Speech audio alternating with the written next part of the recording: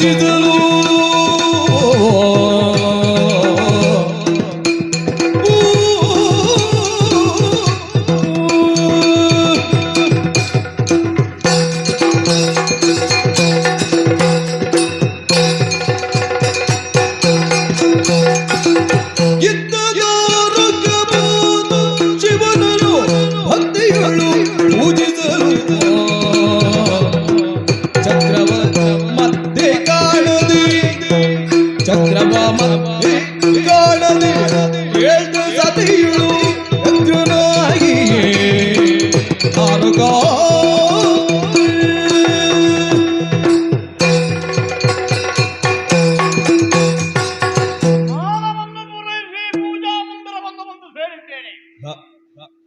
ನನಗಿಂತ ಮೊದಲಾಗಿಯೇ ಪೂಜಾ ಮಂದಿರದಲ್ಲಿ ಸನ್ನಿಹಿತನಾಗುತ್ತಾ ಇದ್ದಂತ ನನ್ನ ಹೆಂಡತಿ ಬ್ರಹ್ಮಮಣಿಯನಿಗೆ ಹೇಳಿದರು, ಆರಾಧಿಸುತ್ತಿದ್ದಂತಹ ಚಕ್ರದೇವತೆ ಕಾಣಿಸುವುದಿಲ್ಲ. ಎಲ್ಲಿ ಹೋದ್ರೆ ಅವಳು? ಬ್ರಹ್ಮಮಣಿ ನಮಸ್ಕಾರ ಮಾಡುವುದೇ, ನಿಮಗಾಗಿ ಕಾಯುತ್ತಿದ್ದವಳು ನಾನು. ಯಾಕೆ ಮುಂದೆ ಬರಲಿಲ್ಲ? ಹೀಗೆ ಬನ್ನಿ ಬನ್ನಿ, ಊಟ ಮಾಡುವ. ಏನೋ ಎಲ್ಲ ವಿಧಿ ಬದಲಾವಣೆ ಆಯ್ತೇನೆ ನನಗೆ. ಯಾಕೆ ಸ್ವಾಮಿ, ಏನಾಯ್ತು? ನನ್ನ ಕ್ರಮನಿಗೆ ಚೆನ್ನಾಗಿ ಗೊತ್ತಿದೆಯಲ್ಲ. ಏನದು? ಬ್ರಹ್ಮಾನುಗ್ರಹದಿಂದ ದೊರಕಿದಂತಹ ಚಕ್ರ, ಆ ಶ್ರೀಚಕ್ರದ ಆರಾಧನೆ ಬೆಳಗ್ಗೆ ಮಧ್ಯಾಹ್ನ ಸಂಧ್ಯಾ ಸಮಯದಲ್ಲಿ ಹೌದು ಸ್ನಾನ ಪೂರೈಸಿ ಬರ್ತೇನೆ. ಆಮೇಲೆ ಅನುಷ್ಠಾನದ ಕ್ರಮ ಹೇಗೆ? ಹೌದು. ಚಕ್ರದ ಆರಾಧನೆ ಹೌದು. ಅದು ಮಾಡಿದ ಮೇಲೆ ಭೋಜನ ಇತ್ಯಾದಿಗಳು ನನಗೆ ಎಲ್ಲಿಯಾದ್ರೂ ಕಾರ್ಯದಲ್ಲಿ ತಪ್ಪಿದುಂಟೆ. ಸ್ವಾಮಿ, ನೀವು ಈಗ ಪೂಜೆ ಮಾಡಿ ಇಲ್ಲಿವರೆಗೆ ಬಂದದ್ದಲ್ವಿ? ಏನು ಮಾತಾಡಿ? ಏನಾಯ್ತು? ಎಲ್ಲಿ ಪೂಜೆ ಮಾಡಿದ್ ನಾನು? ಹೊಳೆ ಬದಿಯಲ್ಲಿ ಈಗ ಪೂಜೆ ಮಾಡಿ ಬಂದದ್ದಲ್ವ ನೀವು? ಒಳ್ಳೆ ಬದಿಯಲ್ಲಿ ಪೂಜೆ? ಹೌದು. ಹೊಸತ್ತೇನಾದ್ರೂ ರೂಢಿ ಮಾಡ್ತೇನೆ ನಾನು. ಎಂತದ್ದು? ಒಳ್ಳೆ ಬದಿಗೆ ಹೋಗುವುದೇ ಸ್ನಾನಕ್ಕೆ. ಹೌದು. ಎಲ್ಲಿಯಾದ್ರೂ ಸಂಧ್ಯಾ ವಂದನೆ ಮಾಡಿ ಸರಿ. ಆಮೇಲೆ ಪೂಜೆ ನಮ್ಮ ಪೂಜಾ ಮಂದಿರದಲ್ಲಿ ಅಲ್ವೇನೆ. ಇವತ್ತು ನೀವು ಹೊಳೆ ಬದಿಯಲ್ಲೇ ಪೂಜೆ ಮಾಡಿ ಬಂದದ್ದಲ್ವ ಸ್ವಾಮಿ? ಯಾರು ಹೇಳಿದ್ರು ನಿಮಗೆ? ಕನಸು ಕಾಡ್ತಾ ಇದ್ದೇನೆ. ಅಲ್ಲ, ಇಲ್ಲಿಗೊಬ್ಳು ಬಂದಿದ್ಲು. ಅದು ಹೇಳಲಿಕ್ಕೆ ಮರ್ತೋಯ್ತು ನನಗೆ. ಎಂತದ್ದು ಪ್ರಭು? ನಾನು ಅವಸರದಲ್ಲಿ ಸ್ನಾನಕ್ಕೆ ಹೊರಟಿದ್ದೆ. ಬಂದಿದ್ರು ಅವಳು ಮುದುಕಿ. ನನ್ನ ಕಣ್ಣ ಮುಂದೆ ಬಂದಿಲ್ಲ, ನಡಿಲಿಕ್ಕೆ ಆಗುವುದಿಲ್ಲ ಅವಳು. ಹೌದೇ? ಬಹಳಷ್ಟು ತ್ರಾಸಪಟ್ಟು ಅವಳು ಮಾತನಾಡ್ತಾ ಕೊನೆಗೆ ನಿನ್ನನ್ನು ಸಾಕಿದವಳು ನಾನೇ ಅಂತ ಹೇಳುವಲ್ಲಿವರೆಗೂ ಮುಂದುವರಿಲ್ಲ. ಅವತ್ತು ಗೊತ್ತಿಲ್ಲ. ಸರಿ. ಅವಳ ಮಾತು ಕೇಳುವಾಗ ನಿಮಗೆ ವಿಶ್ವಾಸವೂ ಬಂತು. ಅನ್ನ ಇಲ್ಲದ 3 ದಿವಸ ಆಯ್ತು. ಹೌದೇ? ನನ್ನ ಹೊಟ್ಟೆಯು ಚುರುಕು ಕಂಡಿದ್ದೆ. ಹಾಗಾಗಿ ಹೋಗು. ಇಲ್ಲಿಗೆ ಬಂದಿದ್ದಳು ಅವಳು. ಬಂದಿದ್ಲು. ಆದ್ರೆ ಇಲ್ಲಿಗೆ ಬಂದವಳು ಒಂದು ಸಾಧಾರಣ 16 ವರ್ಷದ ಹುಡುಗಿ.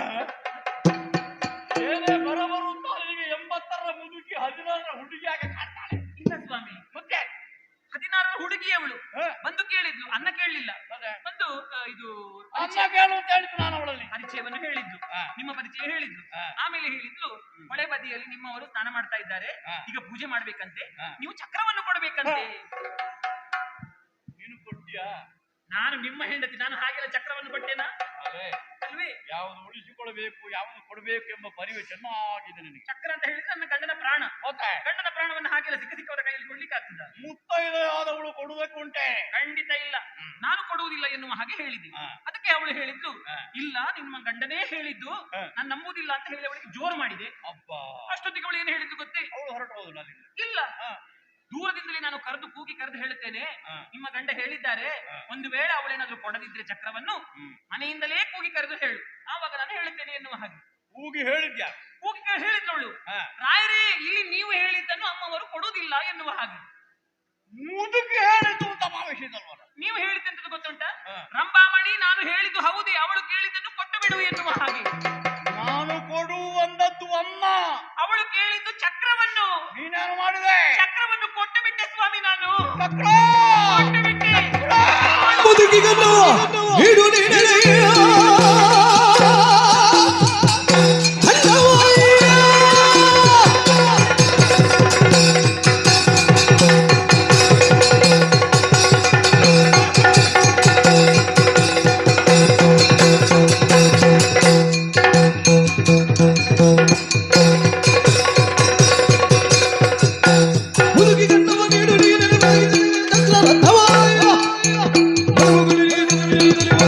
ಎಡ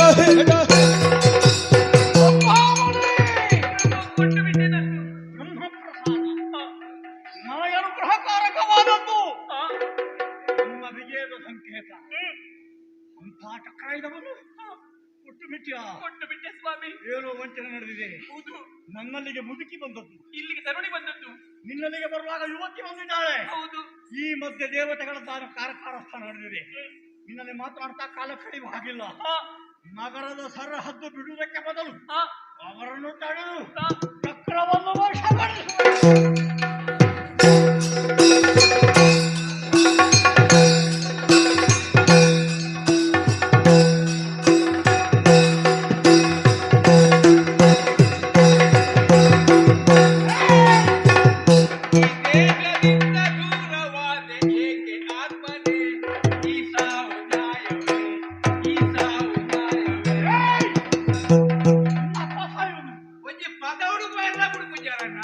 ಯಾವ ಭಾಷೆ ಏನದು? ಅಪಶಕುನಗಳೆಲ್ಲ ಯಾವ ಭಾಷೆ ಅಂದೆ? ಅಪ್ಪೆ ಸಾಕು ನಾವು ಅಮ್ಮೆ ಸಾಕು ನಾವು ಕಟ್ಟಿಗೆ ಹೊತ್ತುಕೊಂಡು ಬರುವುದೇನ ಕಣ್ಣು ಮುಂದೆ? ಒಂದು ಒಳ್ಳೆ ಕೆಲಸಕ್ಕೆ ಹೊರಡುವಾಗ ಯಾರು ಡಂಗುಲ ಸಾರಿದ್ದೇನೆ ಮಹಾರಾಜರು ಹೊರಡ್ತಾ ಇದ್ದಾರೆ ನೋಡ್ತೀರಿ. ಇದು ಎಂಚಿನ ಪಾತೇರ್ನ ಎಂಚಿನ ಎಂಕೊಂಚ ಅರ್ಥ ಲೆಕ್ಕ ಪಾತೇರ್ನ. ಇನ್ನು ಭಾಷೆ ಯಾವ್ದ? ನಾನು ತುಳುವೆ. ತುಳುವೆ ಅಂದ್ರೆ ಪೂಜೆ ಐಪಾರ. ತುಳುವೆ ಅಂದ್ರೆ ತುಳು ಭಾಷೆ ಪಾತೇರ್ನು. ತೌಳವ ದೇಶದವ. ಏನೋ ಆಲಸ್ಯತೆಗೆ ಈತಿ ನನ್ನ ಮೂರು ದಿನ ನಿದ್ರೆ ಬಂದೆ. ಹೌದು, ಬಾಯಿ ಬಿಡಬೇಡ, ಮೊಸಳೆ ಬಾಯಿ ಬಿಟ್ಟು ಹಾಕಿ ಬರೋದಿಲ್ಲ. ಬಾಯಿ ಅಂಗಡಿಗೆ ಹೋಯ್ದೆ. ಏನೋ ತುಳುವ ಅಲ್ವಾ? ನಾನು ತುಳುವೆ. ಇರ್ರ ಭಾಷೆ ಗೊತ್ತಿದ್ದಿದ್ದು ಒಂದಂತ ಬರ್ಕೊಂಡು ಬೇಡ, ನೀವು ಹೇಳಿದ್ರು ನನಗೆ ಅರ್ಥವಾಗುತ್ತದೆ. ಇನ್ನು ಇರು ಓಡಿಗೋಗ್ಬಿಡು. ಇದಕ್ಕಿಂತ ದೊಡ್ಡ ಅಪಶಕುನ ಬೇರೆ ಉಂಟು. ಒಂದು ಒಳ್ಳೆಯ ಕೆಲಸಕ್ಕೆ ಹೊರಡುವಾಗ ಮಧ್ಯ ಬಂದು ಎಲ್ಲಿಗೆ ಅಂತ ಕೇಳ್ಬೋದೇ? ನನಗೇನು ಪಾಠ ಆಗ್ಲಿಲ್ಲ ಹಿರಿಯರು. ಪಾಠ ಯಾರು ರೂಢಿ ಅಂತ ಉಂಟು ಲೋಕದಲ್ಲಿ, ಅದು ಅಷ್ಟು ಗೊತ್ತಿಲ್ವ ನಿನಗೆ? ಎಂತ ಗೊತ್ತಾಯ್ತು ಮತ್ತೆ ಇದು ತೂನಾಗ ಇವ್ರದಾಗ ಆಗ್ತದೆ ಗೊತ್ತಾಗ. ಪರ ಊರು ಇದು ಪರದೇಶ ಯಾರು ಪರದೇಶಿ? ಅದು ಪರ ಊರ್ದಾರ ಪರದೇಶಿ ನೀನು, ನಾನಲ್ಲ. ನಾನು ಶೋಣಿತನ ಹೊರೆ ಅಂತ ನೇಲಿ ಯಾರು ದಾರಿಗ ದರ್ಕಾಸ ಬೇಕಾ ನಿನಗೆ? ಅದು ಬಂದ ದರ್ಕಾಸ ದಾರಿಗ ಈಗ ಪುದಾರ ಸಾಹಿತ್ಯ ಎನ್ನ ಬುದ್ಧಿಗೆ ಬಂದಂಡ. ನೀನು ಏನು ಅಷ್ಟು ಅವಸರದಲ್ಲಿ ಮಾತನಾಡ್ತಿದ್ದೆ? ಮಂಡನೆ ಅಂತ ತಿಕ್ಕಿನ ಬಾರಿ ಎಡ್ಡ ಅಂಡಿ ಯಾನ್ ಹೇಳಿ ಗೊತ್ತುಂಡ? ಎಂಕಪ್ಪೆ ಎಂಕಪ್ಪೆ ಎಂಕಪ್ಪ ಅಂತ ಹೇಳಿ ಎಂಕಪ್ಪ ಎನ್ನ ಪುದಾರು ಎನ್ನ ಬೇರೆಂಚಿನ ಆತುಂಡು ಕನಕ ಮಾರನು ಅಂದ್ರೆ ಕನಕ ಕಂಡ ಅವೇ ಕಟ್ಟಿಗೆ ಕಟ್ಟಾನು ಕಂಟಾರ ಕಟ್ಟಿದ ಕಾಣತ್ತೀನಿ ಹಾಗಲ್ವಾ? ಸೌದೆ ಸೌದೆ ಸೌದೆ ಸೌದೆ ಬೆಂಡೆಕಾಯಿ ಸೌತೆಕಾಯಿ ಅಲ್ಲ ಬೇಡ, ಕಾಷ್ಟ. ಅವು ಅವು ಅವು ಕಾಂಡೇನೆ ಆಗ್ತೀನಿ. ಯಾವುದು ಇದು ಬಂದವು ಕಾಷ್ಟ ಅಂತ ಅದಕ್ಕೆ ಕಾಷ್ಟ ಅಂತ ಹೇಳ್ತಾರೆ. ಎಂಟು ಸೌ ಕಾಣಕ್ಕೆ ಅನ್ಕೊಂಡು ಎಂತದಕ್ಕೆ ತಕೊಂಡು ಬಂದದೀಗ? ಅವು ಇಲ್ಲಿ ಬಂದು ಮಾರುನು ಐದು ದಿಕ್ಕು ಕಾಸ್ತದೆ ಎನ್ನ ಸಂಸಾರ ತಾಂಕುನೆ. ನನಗೆ ಒಟ್ಟು ಒಂದು ಹಾಡು ಮಾಡಿ ಹಾಕಿದ್ರೆ ನನ್ನ ಕೆಲಸ ಇದು ತಿಕ್ಕೇಳತ ಬಾರಿ ಎಡ್ಡಾಡು ಎತ್ತಲ್ಲ ಯಾವುದು ಕಣಕ್ಕೆ ಯಾಕೆ ಗೊತ್ತಾಗ ಯಾರನ್ನು ಉಳಿಸಲಿಕ್ಕೆ ಹತ್ತು ಹಟ್ಟಿಗೆ ಮಾಡ್ತಾರೆ ಹಾಕೊಂಡು ನನಗೆ ಬೇಡ. ಮರ್ಯಾದೆಯಲ್ಲಿ ನನ್ನ ಮುಂದೆ ನಿಲ್ಲದೆ ಹೊರಟು ಹೋದ್ರೆ ನಿನಗೆ ಒಳ್ಳೆ. ಇದೇ ಬಡಿತಾನ ಪಕ್ಕ ಭತ್ತ ಅನ್ನತ್ತೆ ಬೇಕಿದವರಿಗೆ ಕೇಳು, ನನಗೆ ಬೇಡ ಅಂದ ಅಪ್ಪ ಗಂಡ ತಗೊಳ್ತದತ್ತೆ ಅವ್ ಬಾರಿ ತಿನ್ನೊಂಡಣ್ಣ ಚೂರು ಕೈ ಬರಲ್ಲ ಕೊಡುವುದಿಲ್ಲ. ಚೂರು ಕೈ ಬರಲ್ಲ ತಿನ್ನೊಂಡಿ ಅವ್ ತೆರ್ತಾರ ಬುಜಿ ಇಟ್ಕೊಂಡು ಹೋಗಂತ ಬೇಕಾ? ಇದು ಪತ್ತೋರಿಚ್ಚ ಇದು ಹಿಡಿಯೋದಿದ್ರೆ 10 ಜಿಲ್ಲ ಬರ್ತಿ ಏನು ಕಣ್ಣ ಮುಂದೆ ಬರಬೇಡ. ಹಿಂದೆ ನನ್ನ ಸೇನೆ ಅನುಸರಿಸುತ್ತಿವೆ. ಅವರಿಗೆ ಎಲ್ಲಿಯಾದ್ರೂ ನಿನ್ನ ಕಟ್ಟಿಗೆ ಹೊತ್ತುಕೊಂಡು ಬಂದೆ ಅಂತಾದ್ರೆ ಇವನಿಗೆ ಸೀನು ಬರುವುದು. ಒಂಜೆ ಸೀನು ಒಂಜೆ ಕಟ್ಟಿ ಒಂಜೆ ಸೀನು ಮುಗಿತು ಬರ್ತಾನ ಕೆಲವೊಂದು 25 ಸೀನು ಆಗುತ್ತೆ. ಮುಂದೆ ಇದನ್ನೆಲ್ಲ ಗಣಿಸುವ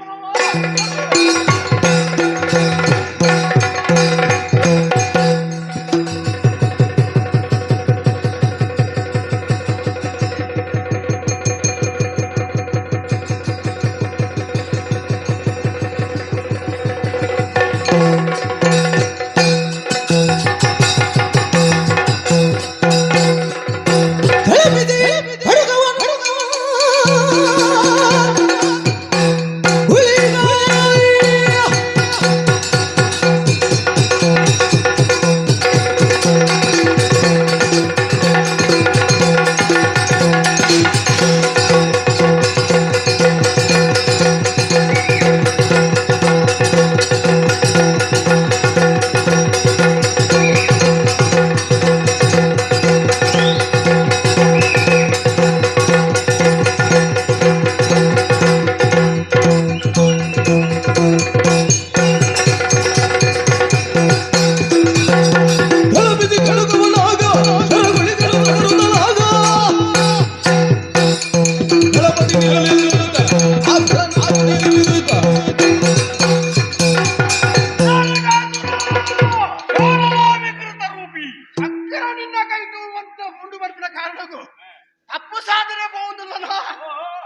ಕೈ ತಟ್ಟದತ್ತ ನಿನ್ನ ಅವಸಾನ ಹಾಕೊಂಡು ನಿನ್ನನ್ನು ಕೇನ್ನ ಏರು ಗೊತ್ತುಂಟ ಹರನ ಗಂಡ ಕುಳಿಗಾಕೆ ನಿನ್ನೆಯ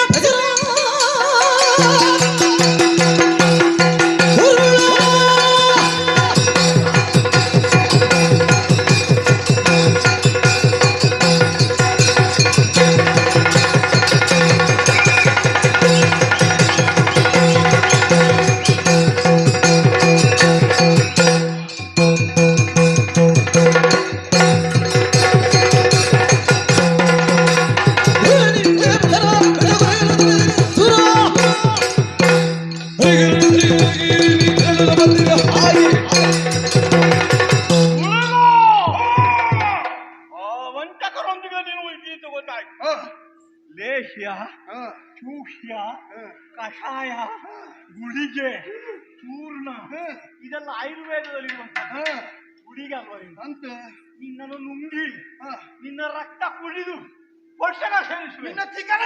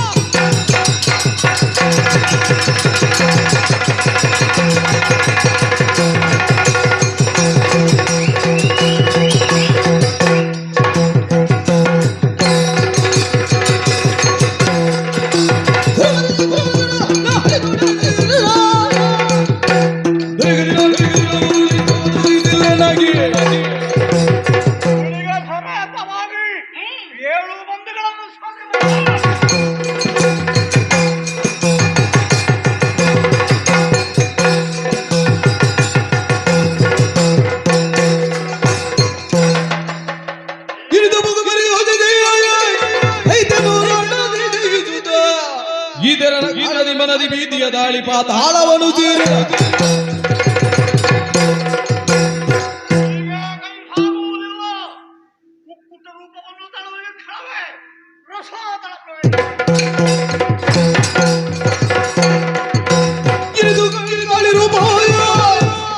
ಅನುಗರಸಿ ಭಗವತಿಯು ಸಾರುದ ಧನುಜನರ ಬೆನ್ನಟ್ಟಿ ಚಕ್ರದಿ ತಲೆಯ ತುಂಡರಿಸಿ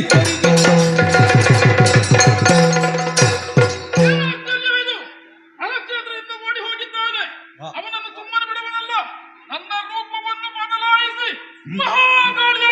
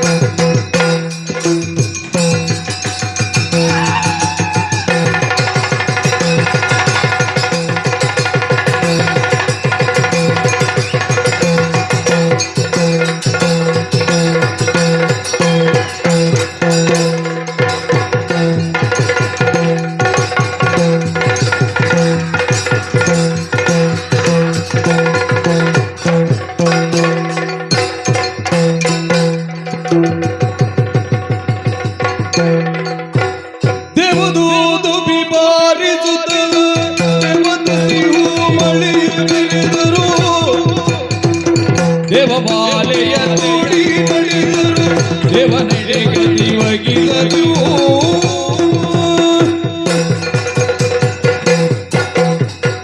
ಮಹಾಜಾತಿಯರೇ, ಬಿಳಿಗೋಪುರಕ್ಕೆ ಆದಂತಹ ಘಟನೆಯೆಲ್ಲವನ್ನು ನೀವೇ ಕಣ್ಣಾರೆ ಕಂಡಿರಲ್ಲ. ದುರುಳನೊಂದಿಗೆ ಹೋರಾಟಕ್ಕೆ ಭಗವತಿ ತೊಡಗಿಸಿಕೊಂಡದ್ದು ಸತ್ಯವೇ. ಹೋರಾಟ ನೀನು ಮಾಡಿದೆ. ಹಾಗೆಂದು ದುರುಳನು ತನ್ನದಾದ ರೂಪವನ್ನೇ ಬರೆಸಿ ಪಾತಾಳವನ್ನು ಸೇರುವ ಪ್ರಯತ್ನ ಮಾಡಿದವಾಗ ಭಗವತಿ ಮಹಾಕಾಳಿಯಾಗಿ ಕಾಣಿಸಿಕೊಂಡು ಅವನನ್ನು ಕೊಂದು ಕಳೆದದ್ದೇನೋ ಸತ್ಯ. ಆದ್ರೆ ಅವನಿಗೆ ಅವನ ರಕ್ತವನ್ನು ಕುಡಿಯುತ್ತಾ ಕುಡಿಯುತ್ತಾ ಮತ್ತಷ್ಟು ದಾಹ ಹೆಚ್ಚುತ್ತಾ ಹೋಯಿತು. ಅವಳದ್ದಾದ ಆ ಬಾಯಾರಿಕೆಯನ್ನು ತೀರಿಸುವುದಕ್ಕೆ ನಮ್ಮಿಂದ ಆಗದೇ ಇದ್ದಾಗ ಅವಳನ್ನು ಅದೇ ಸ್ವರೂಪದಿಂದ ವೈಕುಂಠ ಕ್ಷೇತ್ರಕ್ಕೆ ನಾವು ಕರೆದೊಯ್ದೆವು. ಆ ಹೊತ್ತಿಗೆ ಅಪ್ಪನಲ್ಲಿ ಈ ವಿಚಾರ ಹೇಳಿದಾಗ ತನ್ನ ಕಿರುಬೆರಳನ್ನೇ ಕೊಯ್ದುಕೊಂಡು ಆ ಭಗವತಿಗೆ ತನ್ನದಾದ ರಕ್ತವನ್ನೇ ಕೊಟ್ಟು ಶಾಂತಳಾದವಳಿದ್ದಾಳೆ. ಆ ಹೊತ್ತಿಗಾಗಲೇ ದೇವತೆಗಳೆಲ್ಲವರು ಕೂಡ ದೇವದುಂದುಬೆಯನ್ನು ಒಳಗಿಸಿ ಸುಮವೃಷ್ಟಿಯನ್ನೇ ಸುರಿಸಿದವರಿದ್ದಾರೆ. ಮಾತ್ರವೇ ಅಲ್ಲ, ಅಪ್ಪನಲ್ಲಿ ಮಾತಾಡುವಾಗ ಒಂದು ವಿಚಾರವನ್ನು ನಾವು ಆಡಿದೆವು. ವೈಕುಂಠದಲ್ಲಿ ಇರುವುದು ನಮಗೆ ಪ್ರಸಕ್ತವಲ್ಲ. ನಾವು ಶಕ್ತಿ ದೇವಿಯರಾಗಿ ಅನೇಕ ಸ್ಥಳದಲ್ಲಿ ನೆಲೆ ನಿಲ್ಲಬೇಕು ಅಂತಾದ್ರೆ ಭೂಮಿಯನ್ನು ಸಂಚರಿಸಬೇಕು. ಆ ಸಂಚರಿಸುವಾಗ ಜಲಮಾರ್ಗದ ಮೂಲಕವಾಗಿ ಸಂಚಾರವಾಗಬೇಕು ಅಂತ ಕೇಳಿಕೊಂಡಿದ್ದು. ಆ ಹೊತ್ತಿಗೆ ನೌಕೆಯೊಂದು ಬೇಕಲ್ಲ, ಹೇಗೆ ಅಂತ ಆಲೋಚಿಸುವಾಗ ಆ ವೈಕುಂಠದ ಬುಡದಲ್ಲಿರುವಂತಹ ಒಂದು ಶ್ರೀಗಂಧದ ವೃಕ್ಷ, ವೈಕುಂಠದ ತಟಾಕದಲ್ಲಿದ್ದ ಶ್ರೀಗಂಧ ವೃಕ್ಷವನ್ನು ನಾವು ನೌಕೆಯಾಗಿ ಸಿದ್ಧತೆ ಮಾಡಬೇಕಾಗಿತ್ತು. ಆದ್ರೆ ವೈಕುಂಠ ಕ್ಷೇತ್ರ ಯಾವಾಗಲೂ ಪೂರ್ಣವಾಗಿಯೇ ಇರುವುದು, ಅಪೂರ್ಣವಾಗಕೂಡದು ಎನ್ನುವುದು ಸತ್ಯವೇ. ಹಾಗಾದ್ರೆ ಮಧ್ಯದ ಭಾಗವನ್ನು ತೆಗೆದು ಮೇಲನ್ನು ತುದಿಯನ್ನು ಬುಡವನ್ನು ಮತ್ತು ತುದಿಯನ್ನು ಜೊತೆಯಾಗಿಸುವಂತಹ ಒಬ್ಬ ಕುಶಲಮತಿ ಬೇಕಾಗಿತ್ತು. ಏನು ಯಾರು ಅಂತ ಮತ್ತೆ ಭೂಮಿಗೆ ಸಂಚಾರಕ್ಕೆ ಇಳಿದೆವು. ಕಣಚೂರು ಎನ್ನುವ ಪ್ರದೇಶವನ್ನು ಮುಂದುವರೆದು ಹೋಗುವಾಗ ಹೆಣದ ರೀತಿಯಲ್ಲಿದ್ದಂತಹ ಹುತ್ತವೊಂದನ್ನು ಕಂಡೆವು. ಆ ಹುತ್ತವನ್ನು ಅಗೆದು ನೋಡಿದಾಗ ಅದರೊಳಗೊಂದು ಹೆಣವೂ ಇತ್ತು. ಆ ಹೆಣಕ್ಕೆ ಜೀವವನ್ನು ಕೊಟ್ಟಾಗ ಎದ್ದು ಬಂದವನೇ ಬಾಳಿಗನೆನ್ನುವಂತಹ ಶಿಲ್ಪಿ. ಆ ಅವನಿಗೆ ಈ ವಿಚಾರವನ್ನು ಹೇಳಿದೆ. ಅವನು ಆದ್ರೆ ಹೇಳಿದ್ದೇನು, ನಾನು ನೌಕೆಯನ್ನೇನೋ ಸಿದ್ಧಗೊಳಿಸಿ ಕೊಡ್ತೇನೆ, 1,000 ಹೊನ್ನನ್ನು ನನಗೆ ಕೊಡಬೇಕು ಅಂತ ಆಡಿದವನಿದ್ದಾನೆ. ದುಡ್ಡುಗರನ್ನೇ ಮಲ್ಪ ಜೀವಂಡೆ. ಹೌದು, ಈಗ ಹಣ ಕೊಡೋಣವೇ, ಈಗ ಎಲ್ಲಿಂದ ಕೊಡುವ ಅಂತ ಆಲೋಚಿಸುವಾಗ ಒಂದು ಸುದ್ದಿ ಸಿಕ್ಕುತ್ತಾ ಉಂಟು. ಪಾಂಡ್ಯ ದೇಶದಲ್ಲಿ ಪಾಂಡ್ಯರಾಜ ಎನ್ನುವಂತ ಒಬ್ಬ ಲೋಭಿ ಇದ್ದಾನಂತೆ. ಬಡ್ಡಿಗೆ ಎಲ್ಲ ಹಣ ಕೊಡ್ತಾನೆ ಅಂತ ಸುದ್ದಿ ಸಿಕ್ಕಿದೆ. ಅವನಿಂದ ನಾವು ಬೇಕಾದದನ್ನು ಪಡೆದು ಇವನಿಗೆ ಕೊಡುವುದು ಅಂತ ತೀರ್ಮಾನ ಮಾಡಿದ್ದೇವೆ. ಹೇಗೆ ಆ ಕಡೆಗೆ ಹೋಗೋಣವೇ? ಹೋಗೋಣ.